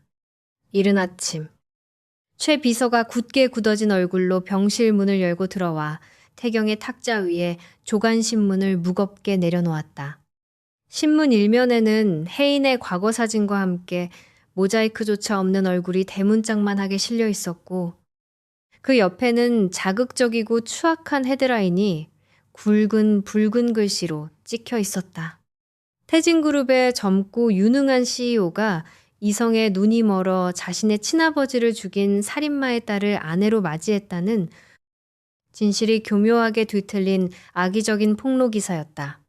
진호는 태경을 파멸시키기 위해 15년 전 자신이 조작해둔 거짓된 프레임을 다시금 세상에 끌어내어 여론의 재판대에 그들을 올리고 있었다. 언론의 무자비한 폭격이 시작되자 태진그룹의 주가는 아침 개장과 동시에 바닥을 모르고 무서운 속도로 곤두박질치기 시작했다. 주주들의 빗발치는 항의 전화로 본사 업무가 마비될 지경에 이르렀다. 최 비서는 억눌린 목소리로 강진호 부회장의 주도하에 이사회가 이미 비상회의를 소집했으며 기업 가치 훼손의 책임을 물어 강태경 대표이사의 즉각적인 해임안을 상정하려 움직이고 있다는 절망적인 소식을 보고했다. 그러나 그 파멸적인 위기 앞에서도 태경의 서늘한 얼굴에는 어떤 당혹감이나 분노도 떠오르지 않았다. 그는 바닥에 구겨 던져진 쓰레기 같은 신문을 차갑게 내려다보며 자신이 잃게 될 거대한 권력과 명예 따위는 처음부터 안중에도 없다는 듯 초연하게 굴었다. 그의 이성은 오직 병상에 누운 혜인에게 향할 세상의 잔인한 화살들과 하이에나 같은 기자들의 무례한 플래시 세례를 어떻게 완벽하게 막아낼 것인지만을 차분하게 계산하고 있었다. 태경은 최 비서에게 당장 최고의 변호인단을 꾸려 병원 주변의 언론 접근을 철저히 차단하고 혜인의 신변을 지킬 경호 인력을 3배로 늘리라는 단호한 지시를 내렸다. 자신이 가진 모든 것을 잃게 되더라도 이 병실 안의 평화만큼은 사수하겠다는 맹렬한 의지였다. 회사의 존망과 거대한 그룹의 대표직 박탈이라는 벼랑 끝의 위기를 논하는 그 서늘하고 건조한 대화는 굳게 닫힌 병실의 무거운 정적을 타고 병상 위로 고스란히 흘러들었다. 마취의 깊은 수렁에서 서서히 깨어나며 무거운 눈꺼풀을 힘겹게 들어 올리던 혜인은 흐려진 시야 너머로 자신을 지키기 위해 기꺼이 자신이 가진 모든 것을 내던지려 하는 태경의 굳건한 뒷모습을 가만히 바라보았다. 빗속의 공사장에서 자신이 쇠파이프를 대신 맞음으로써 그 남자를 완벽하게 지켜냈다고 생각했지만 오히려 살인자의 딸이라는 자신의 끔찍한 족쇄가 그를 거대한 나락으로 무참히 끌어내리고 있다는 현실이 날카로운 비수가 되어 그녀의 심장을 난도질하고 있었다. 자신이 곁에 머무는 이상 강진호는 끊임없이 과거의 망령을 불러내어 강태경을 물어뜯고 결국 그를 파멸시키고 말 것이 분명했다. 혜인은 자신 때문에 몰락의 길을 걷게 된 태경과 변호사가 나누는 잔인한 현실의 무게를 숨죽여 들으며 소리 없이 베개를 적시는 뜨거운 눈물을 하염없이 흘려보냈다. 병원 로비를 까맣게 뒤덮은 취재진의 소란스러운 발소리와 카메라 플래시의 무자비한 웅성거림이 삼엄하게 통제된 VIP 병동의 복도까지 희미하게 밀려들고 있었다. 전날 밤 굳게 닫힌 병실문 너머로 태경의 몰락을 예감하며 소리 없이 베개를 적셨던 윤혜인의 눈물은 아침의 창백한 햇살과 함께 이미 차갑게 말라붙은 지 오래였다. 그녀는 환자복 위에 얇은 카디건을 걸친 채 창가에 우두커니 서서 개미떼처럼 몰려든 아래층의 취재진과 시위대를 무심한 눈동자로 내려다보았다. 강태경은 자신의 모든 권력과 지위를 내던져서라도 이 견고한 성벽 안에서 그녀를 완벽하게 지켜내려 했다. 이사회가 그녀와 당장 이혼하지 않으면 대표이사직을 영구히 박탈하겠다는 치명적인 최후 통첩을 날렸음에도 불구하고 그는 일말의 망설임 없이 태진이라는 거대한 제국의 권좌에서 스스로 내려오는 길을 택했다. 아버지를 잃고 15년 동안 짐승처럼 피투성이가 되어가며 지켜온 그의 모든 것이 단지 살인자의 딸이라는 프레임에 갇힌 자신 때문에 모래성처럼 허무하게 무너져 내리고 있었다. 그러나 뼛속까지 오만하고 자존심 강한 혜인에게 자신이 사랑하는 남자가 그 알량한 부채감과 책임감 때문에 일생을 바쳐 이룩한 가업을 잃고 추락하는 꼴을 무기력하게 지켜보는 것은 육신이 찢기는 것보다 더 끔찍한 형벌이었다. 태경이 주가 폭락 사태를 수습하고 자신을 쫓아내려는 이사회의 폭주를 막아내기 위해 잠시 병원을 비운 사이 혜인은 헝클어진 감정을 완벽하게 도려내고 지독하게 차가운 이성으로 무장했다.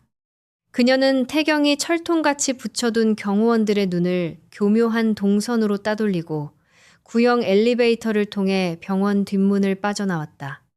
그녀가 비밀리에 연락을 취해 도착한 곳은 강남 외곽의 인적이 드문 고급 프라이빗 찻집이었다.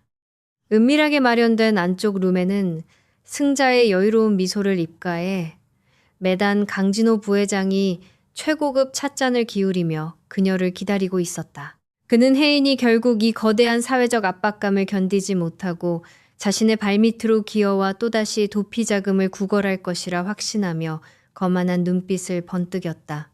하지만 무거운 마호가니 나무문을 열고 들어선 혜인의 태도에는 그 어떤 비굴함이나 겁에 질린 기색도 존재하지 않았다.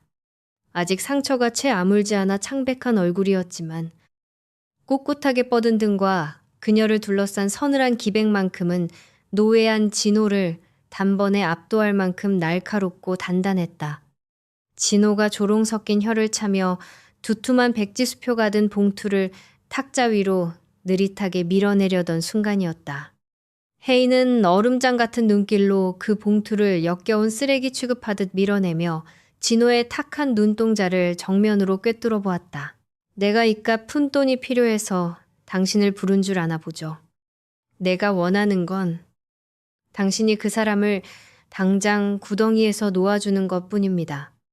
혜인의 비웃음 섞인 단호한 목소리가 조용한 찻집의 팽팽한 공기를 예리하게 갈랐다. 당신이 원하는 대로 내가 흔적도 없이 강태경의 곁에서 영원히 사라져주고 이혼 서류에 완벽하게 도장을 찍어줄 테니 당장 이사회에 상정된 회의만을 철회하고 그를 향한 모든 더러운 언론 플레이를 멈추라는 냉혹한 거래 조건이었다. 진호는 자신의 얄팍한 예상과 전혀 다른 그녀의 계산적인 제안에 흠칫 놀라며 미간을 일그러뜨렸다. 혜인은 테이블을 짚고 몸을 약간 숙이며 내가 당신의 제안을 거절하고 그 은빛 만년필에 숨겨진 금고의 암호를 세상과 경찰에 남김없이 까발리기 전에 얌전히 내 거래를 받아들이라고 낮게 경고했다.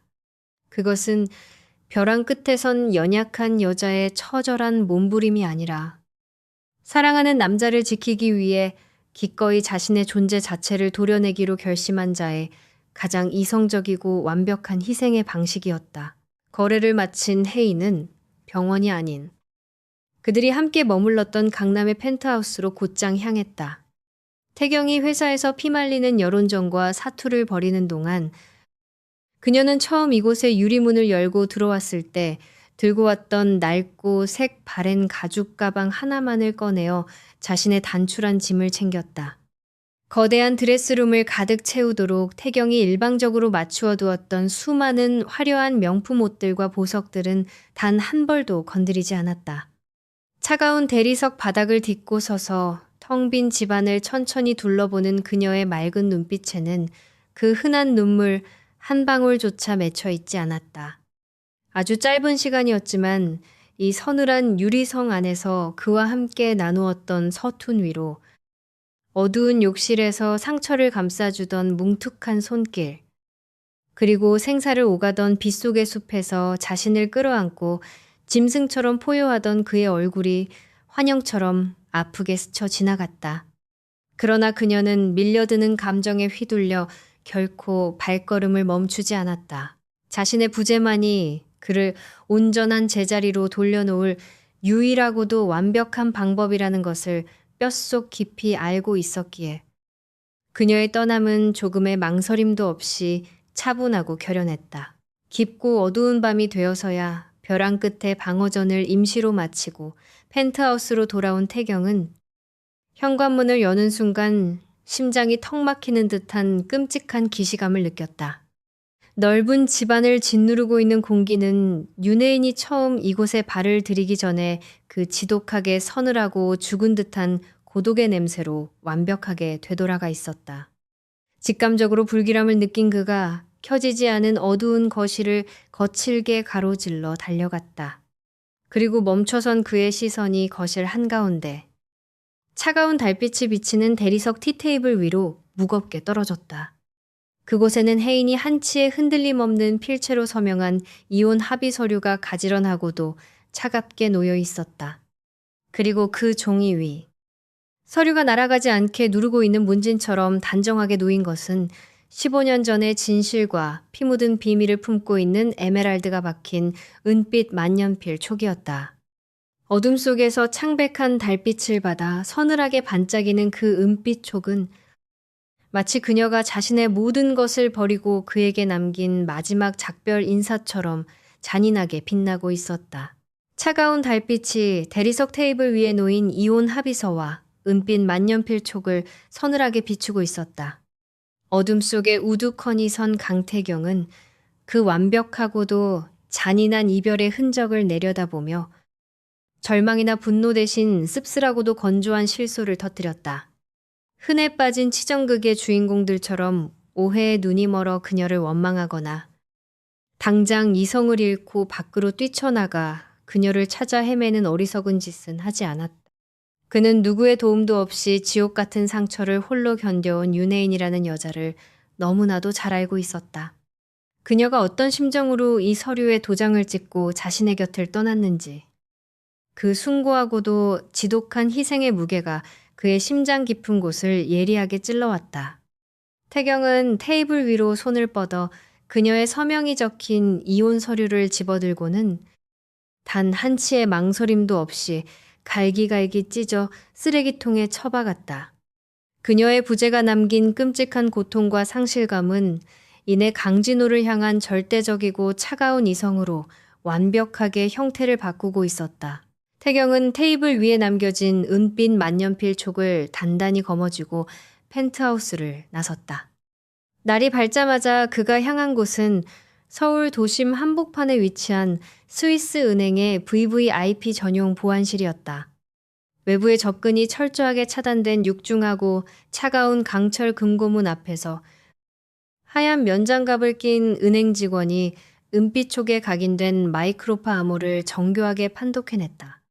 무거운 기계음과 함께 15년 동안 굳게 닫혀있던 금고의 문이 서서히 열렸고 그 안에는 화려한 보석이나 장부가 아닌 낡은 카세트 테이프 하나가 덩그러니 놓여 있었다. 태경이 떨림 없는 손으로 테이프를 꺼내어 재생기에 넣자 노이즈 섞인 기계음 너머로 죽은 아버지의 생생한 육성이 흘러나왔다. 그것은 강진호가 태진 건설의 자재를 조직적으로 빼돌려 비자금을 조성한 내역과 진실을 파헤치려는 자신과 운전기사 윤 씨를 사고로 위장해 살해하려 한다는 끔찍한 음모가 낱낱이 기록된 최후의 고발장이었다. 아버지의 피 맺힌 목소리를 확인한 태경의 눈동자에 걷잡을 수 없는 복수의 여파가 서늘하게 타올랐다. 그러나 그는 감정에 휩쓸려 섣불리 움직이지 않고 피비린내 나는 사냥을 준비하는 포식자처럼 고요하고 치밀하게 움직이기 시작했다. 최 비서를 통해 은밀히 이사회 내의 중도파 주주들과 접촉하며 강진호의 목을 완벽하게 채 거대한 그물을 바닥부터 조용히 짜내려 갔다. 같은 시각 태진그룹 최고층의 호화로운 임원실에서는 강진호 부회장이 승리의 샴페인을 터뜨리며 오만한 축배를 들고 있었다. 눈에 가시 갔던 조카는 스스로 권력을 내려놓고 추락할 위기에 처했고 성가신 계집은 제 발로 흔적도 없이 굴러나갔으니 이제 태진그룹의 회장 자리는 온전히 자신의 것이라 맹신하고 있었다. 폭풍이 몰아치기 직전의 바다가 가장 고요하듯 강진호는 자신을 향해 다가오는 거대한 파멸의 그림자를 전혀 눈치채지 못한 채 탐욕스러운 웃음을 터뜨렸다. 도심의 숨막히는 권력투쟁에서 아득히 멀어진 남쪽의 외진 바닷가 마을. 짠내. 나는 해풍이 불어오는 작은 목공소에서 혜인은 낡은 앞치마를 두른 채 묵묵히 나무를 다듬고 있었다. 태경의 세계에서 완벽하게 사라져주는 것만이 그를 살리는 길이라 믿었기에 그녀는 모든 연락을 끊고 이곳으로 숨어들었다. 거친 사포질을 하던 그녀의 손길이 멈춘 것은 이름 모를 발신인으로부터 작은 소포 상자 하나가 목공소로 배달되어 왔을 때였다. 의아한 얼굴로 포장을 뜯어낸 혜인의 두 눈이 순간 크게 흔들렸다. 상자 안에는 비 내리던 연회장 발코니에서 그리고 참혹했던 사고 현장에서 그녀를 지켜주었던 익숙한 검은색 우산이 고스란히 들어있었다. 그리고 우산 손잡이에 묶여있는 반듯한 메모지 위에는 그녀가 그토록 그리워하던 단호하고 묵직한 필체가 잉크처럼 선명하게 번져 있었다. 기다려. 3일 뒤에 남쪽 바다의 거친 파도가 바위에 부딪혀 하얗게 부서지는 모습을 바라보며 윤혜인의 마음속에는 기다려. 3일 뒤에라는 강태경의 단호한 약속이 끊임없이 메아리 치고 있었다. 그녀가 짠내 나는 해풍 속에서 숨죽여 기다리던 그 운명의 3일째 아침. 서울 한복판에 우뚝 솟은 태진그룹 본사의 웅장한 대회의실 안은 터질 듯한 긴장감으로 팽팽하게 당겨져 있었다. 짙은 마호가니 나무로 장식된 거대한 회의실에는 수백 명의 주주들과 임원진이 빈틈없이 들어차 불안한 웅성거림을 만들어내고 있었다. 오늘 개최된 비상주주총회의 유일한 안건은 기업의 명예를 실추시킨 강태경 대표이사의 공식적인 해임과 강진호 부회장의 새로운 회장 추대였다. 단상 위에 선 강진호는 조카의 불행을 안타까워하는 듯한 가증스러운 표정으로 연설을 시작했지만 그의 눈꼬리에는 승자의 오만한 탐욕이 짙게 배어 있었다. 진호가 태진의 새로운 미래를 선포하며 화려한 청사진을 펼쳐 보이려던 찰나 굳게 닫혀있던 회의실의 무거운 문이 육중한 파열음을 내며 거칠게 열렸다. 순식간에 장내의 모든 소음이 거짓말처럼 얼어붙었고 수백 쌍의 눈동자가 일제히 문을 향해 쏠렸다. 그곳에는 모든 권력을 잃고 추락한 줄 알았던 강태경이 완벽하게 재단된 검은 슈트를 입고 맹수처럼 서늘한 기백을 뿜어내며 서 있었다. 그의 뒤로는 국내 최고 로펌의 핵심 변호인단과 제복을 입은 경제범죄 수사대 형사들이 거대한 그림자처럼 도열해 있었다. 태경은 당황한 사람들의 시선 따위는 아랑곳하지 않고 흔들림 없이 견고하고 압도적인 걸음으로 단상을 향해 천천히 걸어 나갔다. 그가 내딛는 구두 소리가 넓은 회의실을 장악하자 단상 위의 진호는 사색이 되어 보안팀을 부르며 핏대를 세웠다. 태경은 진호의 비참한 발악에 단 한마디의 대꾸도 하지 않은 채 곁에 선 최 비서에게 가볍게 턱짓을 보냈다. 곧바로 단상 뒤를 가득 채우고 있던 거대한 스크린이 번쩍이더니 강진호가 준비했던 화려한 재무제표 대신 낡은 카세트 테이프의 재생 화면이 떠올랐다. 그리고 15년 동안 스위스 은행의 차가운 금고 속에서 잠들어 있던 태경의 아버지가 남긴 마지막 육성이 고출력 스피커를 통해 회의실 전체를 무겁게 울리기 시작했다.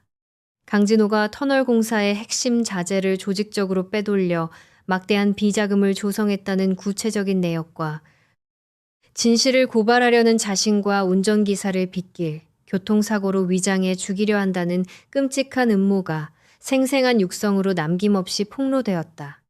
죽은 자의 피 맺힌 고발장이 태진그룹의 가장 높은 곳에서 완벽한 심판의 검이 되어 내리꽂히는 순간이었다.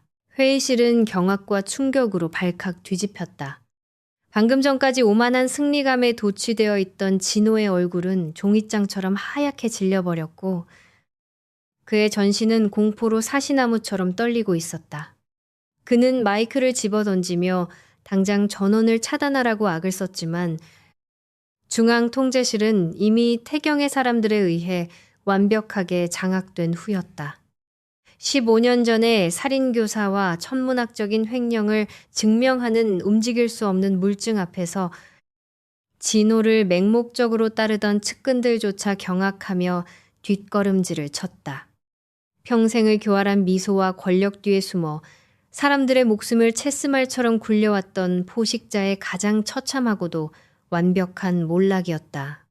태경은 바닥에 주저앉아 헐떡이는 숙부를 향해 일말의 동정심도 없는 서늘하고 빈틈없는 시선을 던지며 자신의 끔찍했던 과거를 차갑게 끊어냈다. 결정적인 증거를 확보한 경제범죄수사대 형사들이 단상으로 올라가 진호의 양손에 차가운 수갑을 채웠다. 살인교사 및 특정 경제범죄 가중처벌법 위반 혐의로 미란다 원칙이 낭독되고 권력의 정점에 서려 했던 노회한 악당은 수백 명의 주주들이 지켜보는 앞에서 비참하게 끌려나갔다. 폭풍이 휩쓸고 지나간 듯 아수라장이 된 회의실 한가운데 서 있으면서도 태경의 표정은 모든 임무를 완수한 자의 깊고 묵직한 고요함을 띠고 있었다. 그때 혼란을 깔끔하게 수습한 최 비서가 태경의 등 뒤로 조용히 다가와 허리를 숙이며 귓가에 낮게 속삭였다. 대표님, 모든 청소를 완벽하게 끝냈습니다. 지금 사모님을 모시러 갈 차량이 1층 로비에서 대기 중입니다.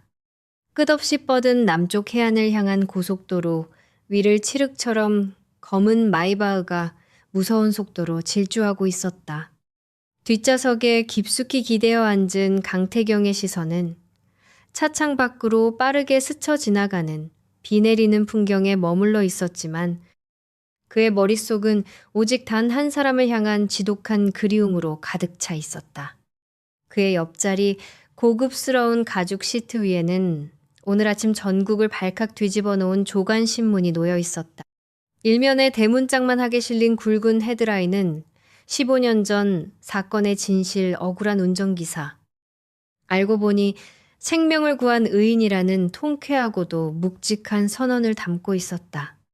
강진호의 추악한 음모가 만천하에 낱낱이 드러나면서 그날 밤 태경의 아버지를 살리려다 억울하게 목숨을 잃었던 윤혜인의 아버지는 살인마가 아닌 의로운 희생자로 완벽하게 명예를 회복했다.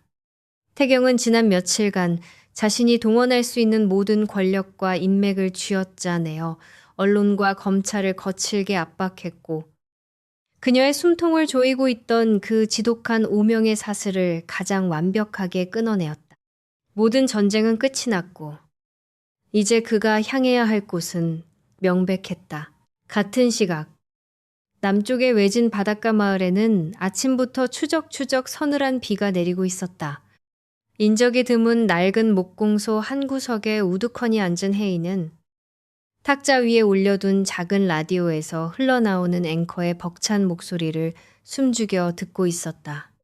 그녀의 아버지가 저지른 것이라 믿었던 참혹한 사고가 실은 거대한 탐욕에 의한 타살이었으며 마지막 순간까지 뒷좌석의 회장을 살리기 위해 핸들을 꺾었던 의인이라는 사실이 전국에 생중계되고 있었다. 아버지의 이름이 15년 만에 자랑스럽게 불리는 그 순간 그녀가 홀로 짊어져야 했던 살인자의 딸이라는 무거운 족쇄가 산산조각이 나며 무너져 내렸다. 평생을 죄인처럼 눈치를 보며 숨죽여 살아왔던 그녀의 억눌린 서름과 고통이 방어벽을 부수고 한꺼번에 터져나왔다. 혜인은 무릎에 얼굴을 깊이 묻고 낡은 앞치마를 꽉 움켜쥔 채 아이처럼 소리내어 엉엉 울기 시작했다. 세상에 매서운 멸시를 견디느라 차갑게 굳은 살이 박여있던 그녀의 마음이 그제야 비로소 따뜻한 피가 도는 원래의 온기를 되찾으며 녹아내리고 있었다. 얼마나 오랜 시간 목 놓아 눈물을 흘렸을까. 밖에서 거칠게 부서지는 파도 소리를 뚫고 일정한 간격의 묵직한 구두 소리가 빗물을 밟으며 그녀의 곁으로 천천히 다가오고 있었다. 혜인이 붉게 짓무른 눈을 힘겹게 들어 올렸을 때 그녀의 떨리는 어깨 위로 쏟아지던 차가운 비가 거짓말처럼 떴었다. 익숙하고 커다란 검은색 우산 하나가 그녀의 굽은 등 위를 든든하게 덮고 있었다. 천천히 고개를 돌린 혜인의 시선 끝에 비에 젖은 어두운 바다를 등지고 선 강태경이 있었다. 치열하고 잔혹했던 전장에서 막 돌아온 듯 깊은 피로가 묻어나는 얼굴이었지만 그의 단단한 눈동자만큼은 오직 그녀만을 담은 채 흔들림 없이 깊고 짙게 빛나고 있었다. 평소에 그토록 차갑고 오만했던 남자의 입가에 좀처럼 볼 수 없었던 희미하고도 따뜻한 미소가 부드럽게 번져 있었다. 그는 그녀가 홀로 모든 짐을 지고 도망쳤다는 사실에 대해 어떤 원망이나 질책의 말도 꺼내지 않았다. 그저 묵묵히 다가와 우산을 기울이고 커다란 손을 뻗어 혜인의 창백한 뺨을 타고 흐르는 뜨거운 눈물을 거친 엄지손가락으로 부드럽게 닦아주었다. 지저분한 것들은 내가 전부 깨끗하게 청소했어. 그러니 이제 집으로 가자. 강 사모님. 태경의 낮고 다정한 음성이 거친 파도 소리를 가르고 혜인의 귓가에 조용히 내려앉았다. 그 서투르지만 한없이 단단한 위로의 한마디에 혜인은 더 이상 참지 못하고 자리에서 일어나 그의 넓고 든든한 품 안으로 무너지듯 안겨들었다. 태경은 망설임 없이 들고 있던 우산을 차가운 바닥에 내던지고 자신의 두 팔로 그녀의 가녀린 몸을 부서질 듯 꽉 끌어안았다. 차가운 빗줄기가 두 사람의 어깨를 무자비하게 적셨지만 오랜 방황 끝에 맞닿은 두 사람의 체온은 그 어떤 불꽃보다 뜨겁고 절실했다. 태경은 그녀의 젖은 머리카락을 조심스럽게 쓸어내리며 그녀의 이마에 그리고 떨리는 입술 위에 깊고 고요하게 입을 맞췄다. 그것은 얄팍한 육체적 갈망이나 충동이 아니었다. 15년이라는 길고 잔인했던 상실의 지옥을 홀로 견뎌낸 두 영혼이 비로소 서로의 깊은 흉터를 빈틈없이 꿰매어주는 완벽하고도 숭고한 구원의 의식이었다. 오랜 시간 서로를 끌어안은 채 비를 맞던 두 사람이 마침내 입술을 떼었을 때 비바람이 서서히 잦아들며 무거운 먹구름 사이로 옅은 햇살이 스며들기 시작했다. 두 사람은 서로의 온기를 확인하듯 굳게 깍지를 낀 채 낡은 목공소를 뒤로하고 대기 중인 차를 향해 걸음을 옮겼다. 지난날에 아프고 참혹했던 과거는 바위에 부딪혀 부서지는 하얀 포말 속에 영원히 씻겨 내려가고 있었다.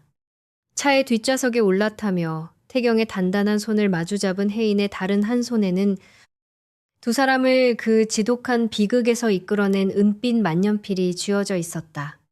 부서졌던 몸체가 완벽하게 복원되어 영롱한 은빛을 발하는 그 만년필은 더 이상 피 묻은 비밀을 품은 흉기가 아니었다. 그것은 혹독했던 비 내리는 밤을 지나 두 사람이 함께 써 내려갈 찬란한 내일의 시작을 알리는 가장 따뜻한 증표였다.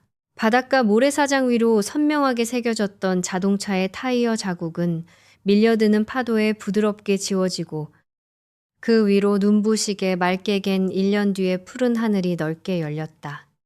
1년이라는 시간은 상처 입은 자들에게 많은 것을 완벽하게 제자리로 돌려놓기에 충분한 세월이었다.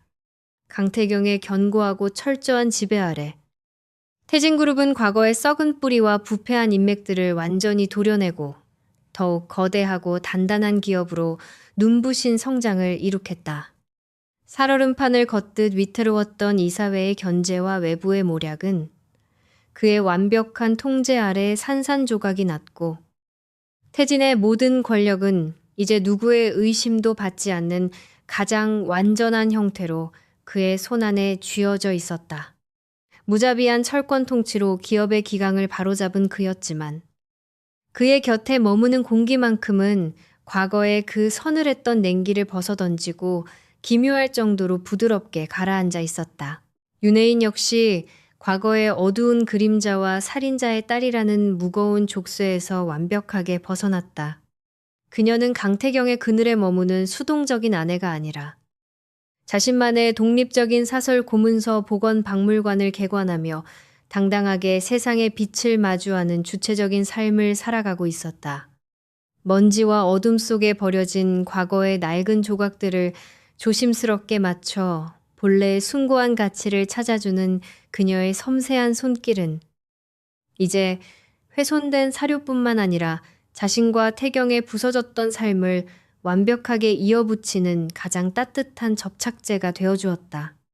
두 사람은 겉으로는 화려한 상류층의 삶을 영위하면서도 내면의 상처를 들여다보는 일에 있어서만큼은 누구보다 서로에게 솔직하고 절실하게 의지했다. 얼음장처럼 차갑고 삭막했던 강남 최고층의 펜트하우스는 이제 기분 좋은 온기와 다정한 웃음소리로 가득 찬 완벽한 안식처로 변해 있었다. 잿빛의 무채색 가구들로만 채워져 있던 넓은 거실에는 따뜻한 질감의 카펫과 부드러운 패브릭 소파가 자리를 잡았고 생기 잃은 대리석 바닥 위로는 눈부신 봄의 채광이 한가득 쏟아져 내렸다. 넓은 발코니에는 혜인이 정성껏 가꾼 보랏빛 라벤더와 이름 모를 들꽃 화분들이 생명력을 뿜어내며 달콤한 향기를 실어 날랐다. 무엇보다 가장 큰 기적은 끔찍했던 빗속의 교통사고 후유증으로 오랜 시간 휠체어에 의지해야만 했던 태경의 어머니가 건강을 완전히 회복한 것이었다. 그녀는 이제 두 다리로 천천히 거실을 거닐 수 있게 되었고 자신을 죽음의 불길 속에서 끌어올려주고 마침내 아들의 굳게 닫힌 마음마저 구원해준 며느리를 향해 한없이 인자하고 따뜻한 미소를 지어 보였다. 정막과 고독만이 맴돌던 거대한 유리성은 두 사람이 서로의 깊은 흉터를 보듬고 치유해온 시간만큼 눈부시게 찬란하고 벅찬 생명력을 품은 공간으로 재탄생했다. 상실과 복수로 점철되었던 그들의 모진 계절은 영원히 저물고 마침내 온전하고 따뜻한 봄이 찾아온 것이다. 오후의 나른하고 부드러운 햇살이 깊숙이 스며드는 넓고 고요한 서재안. 혜인은 커다란 원목 책상 앞에 조용히 앉아 있었다. 책상 위에는 그녀가 사랑하고 존경했던 아버지, 윤 기사의 이름을 따서 설립할 자선학교의 최종 건축 설계도가 넓게 펼쳐져 있었다. 억울한 누명을 쓰고 세상을 떠난 아버지가 그토록 지키고자 했던 선량한 가치들을 세상에 남기기 위해 태경이 아내를 위해 태진의 막대한 자본과 기술을 동원해 은밀히 준비해온 값진 선물이었다. 혜인은 잠시 생각에 잠긴 듯 맑고 평온한 눈길로 도면의 정교한 선들을 내려다보다가 테이블 한편에 놓인 에메랄드가 박힌 은빛 만년필을 조심스럽게 집어들었다. 15년이라는 긴 세월 동안 피와 눈물을 품은 채 굳게 닫혀있던 스위스 은행의 차가운 금고 열쇠. 그것은 이제 부서졌던 몸체가 장인의 손에 의해 수리되고 따뜻한 검은 잉크를 가득 머금은 진짜 만년필로 완벽하게 복원되어 있었다. 한때 거대한 음모를 파헤치고 누군가의 숨통을 끊어내기 위한 날, 선 무기이자 비극적인 진실의 증거였던 그것이 이제는 소외된 수많은 아이들의 새로운 미래를 단단하게 그려낼 가장 숭고한 희망의 도구가 된 것이다. 혜인이 뚜껑을 열고 도면의 하단 승인란에 정성스럽고도 반듯한 필체로 자신의 이름을 남기는 순간이었다.